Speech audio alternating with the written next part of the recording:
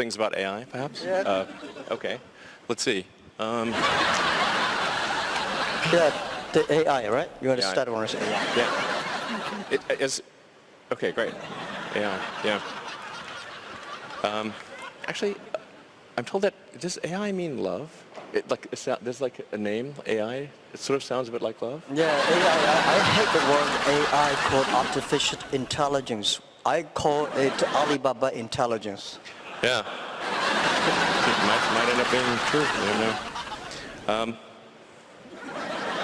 I think generally people underestimate the capability of AI. They sort of think like it's a smart human, but it's really much. It's going to be much more than that. It'll be much smarter than the smartest human. Yeah. I mean, it'll be like, can a chimpanzee really understand humans? Not really. We just seem like strange aliens. They mostly just care about other chimpanzees, and this will be how it is, more or less, in a relative. In fact, if the difference is only that small, that would be amazing. Probably it's much bigger. So, the biggest mistake that I see artificial intelligence researchers making is assuming that they're intelligent. Compared to AI. And so a lot of them cannot imagine something smarter than themselves, but AI will be vastly smarter, vastly. So what do you do with a situation like that? What do you do with a situation like that? I'm not sure. I hope they're nice. I mean, I have obviously some, I think in a situation where the old saying, if you can't beat them, join them. That's what Neuralink is about.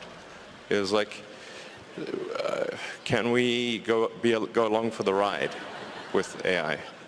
I mean, I really think that there should be other companies like Neuralink, essentially to create a high bandwidth interface to the brain.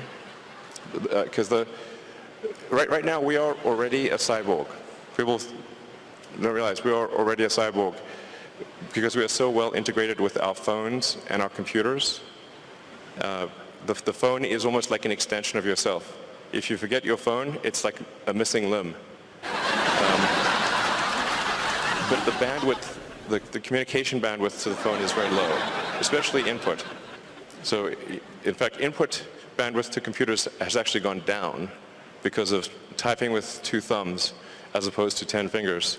There's a big reduction in bandwidth. Input bandwidth has gone up because of video and imagery. So input bandwidth is many orders of magnitude greater than output bandwidth. But at a certain point, if we'll just, assuming a benign scenario with AI, we will just be too slow. To something, let's say a computer that has like an exaflop of, many exaflops of compute capability, a millisecond is an eternity, and to us it's nothing. So, I always think like human speech to a computer will sound like very slow tonal wheezing. It's kind of like whale sounds. Yeah. Because what's our bandwidth? Like a few hundred. Vision about the technology. I'm not a tech guy. I think more about life. I think AI is going to open a new chapter of the society, of the world, that people try to understand ourselves better rather than the outside world. And it's so difficult to predict the future. 99.99% of the predictions that human being had in the history about the future, all wrong. Including that one? Oh yeah. Only, the 0.00% of the prediction are right. They're right because by accident. Yeah, but it's also true that 80% of statistics are false. So, my meaning is Cold room, come on guys. Right is I'm happy about the artificial intelligence or Alibaba intelligence that's going to understand the inside of the human better. So when people worry a lot about artificial intelligence, people should have more confidence in themselves, because I think if a lot of solutions we don't have today, but there will be solutions tomorrow. We don't have solutions, but the young people will have solutions. So I'm quite optimistic, and I don't think artificial intelligence is a threat. I don't think artificial intelligence is something terrible, but human beings are smart enough to learn that. And to me, artificial intelligence is just like, people worry a lot about this today are those people, I call them, called college smartness. People like us, street smart, we never scared of that. We think it's a great fun, and we want to change ourselves to embrace it. I don't know, man. That's like famous last words.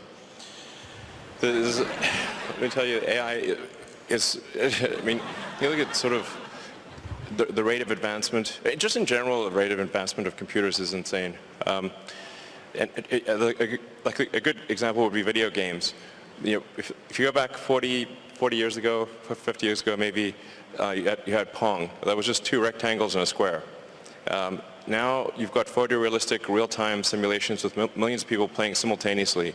If you assume any rate of improvement at all, I mean, these games will be indistinguishable from reality. You will not be able to tell the difference. Either that or civilization will end. Those are the two options. But even if the rate of technology improvement slowed down by 1,000, then okay, advance 1,000 years, you know, or 10,000 years. This is still very tiny. I mean, civilization has been around for probably, you know, arguably I think 7,000 years or something like that. If you count it from the first time there was any writing, any recorded symbols, besides cave paintings.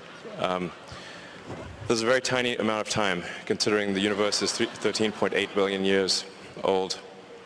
I mean, if civilization lasted for 1 million years, we would only increment the third decimal point after 13.8 billion years, if we lasted for 1 million years.